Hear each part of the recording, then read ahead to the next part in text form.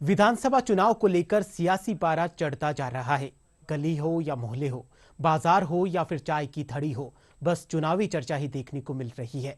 इसी चुनावी गणित को समझने के लिए हमारी टीम नागौर में चाय की दुकान पर पहुंची और लोगों से राजस्थान में आगामी 25 नवंबर को होने वाले विधानसभा चुनाव के पहले राजनीतिक दलों ने अपनी सत्ता में कितने और क्या काम किए हैं, इससे मतदाता अनजान नहीं है। इस समय चौराहों से लेकर गलियों में कहीं भी 4 लोग इकट्ठा होते ही चुनाव पर चर्चा करने लगते हैं। मतदाता सरकार के साथ ही प्रत्याशियों के व्यवहार और उनके कार्यों को देख उनकी जीत का गणित लगाने लगे हैं। हमारी टीम नागौर की एक चाय की दुकान पर पहुंची तो जाना कि चाय की चुस्कियों के साथ ही चुनावी चर्चा का दौर जारी था। युवा मतदाता चाय की थड़ियों पर किस तरह की चर्चा करते हैं, चलिए जानते हैं। तो पिछले 6 महीनों से राजस्थान में जो आगामी चुनाव आने वाले हैं, विधानसभा चुनाव, उसके ऊपर ही चर्चा चल रही है। और जैसे जैसे सर्दी बढ़ रही है वैसे वैसे चुनाव की गर्मियां भी बढ़ रही है।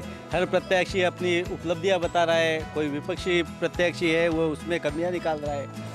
वर्तमान सरकार है अपनी उपलब्धियां गिना रही है, तो जो विपक्ष है वो अपनी उसमें गलतियां निकाल रहा है। और हर थड़ी पे जहाँ बैठते हैं वहाँ पे हर आदमी अभी यही चर्चा है कि नागौर में कितनी सीटें आएगी, बीजेपी की कितनी आएगी, कांग्रेस की कितनी आएगी, राजस्थान में किसकी सरकार बनेगी। और हर आदमी मेरे हिसाब से तो अपनी व्यक्तिगत सोच रखता है कि हमें किस प्रकार, कौन सी सरकार आने से हमें क्या फ़ायदा होगा। सबका अपनी अपनी विचारधारा है। हम यहाँ रात को जब जमा होते हैं, चाय पीने के लिए आते हैं। यही जो चुनाव का माहौल आ रहा है, चुनाव जब आने वाले हैं, इसी पे हमारी चर्चा चलती है। हम युवा साथी हैं, बेरोजगारी को लेकर बातचीत करते रहते हैं कि किस सरकार को, हमें ऐसी सरकार को चुनना है जो आने वाले वक्त में हमको रोजगार उपलब्ध कराए। शिक्षा सबसे बड़ा मुद्दा है हमारा यहाँ पर, बेरोजगारी हमारा सबसे बड़ा मुद्दा है। और जो विकास को लेकर हमारा जो स्टेट है, पूर्व जो सरकार थी, इन्होंने कैसे कार्य किए हमारे लिए, और अब जो सरकार अगर ये रिपीट होती है तो ये अब क्या कर सकती है, और अगर नई सरकार आती है तो उसको हमें क्या फ़ायदा मिल सकता है, ऐसी चर्चाएं हम करते हैं।